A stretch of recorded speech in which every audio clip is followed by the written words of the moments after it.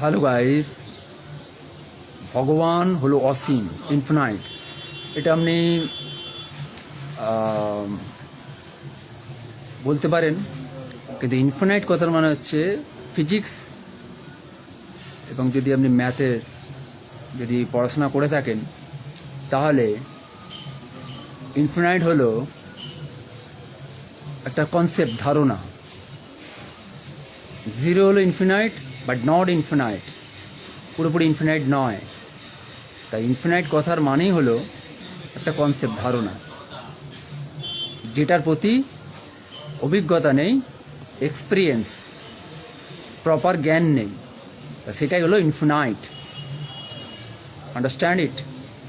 তাই ভগবান অসীম, আবার অসীম নয়। কারণ যদি ভগবান অসীম যদি বলেন তাহলে ইনফিনাইট, আর ইনফিনাইট কথার মানে হলো যেটার প্রতি জ্ঞান, এক্সপিরিয়েন্স বা কনসেপ্ট, ধারণা প্রপার নেই। বুঝতে পারছেন? প্রপার নেই বলেই তাই আমরা ওটাকে অসীম ধরে নিই। এক্সপিরিয়েন্স নেই, আন্ডারস্ট্যান্ড? তাই জিরো, জিরো ইনফিনাইট, কারণ জিরোকে ডিভাইড করা যায় না। কিন্তু বাট নট ইনফিনাইট, বা কোনো কিছু থেকে পাওয়া যায় না।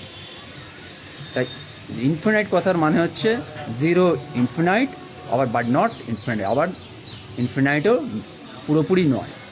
তাই ইনফিনাইট কথার মানেই হচ্ছে যে প্রপার জ্ঞান বা ধারণা যেটার প্রতি নেই, সেটাই হলো অসীম, সেটাই হলো ইনফিনাইট। Okay, thank you.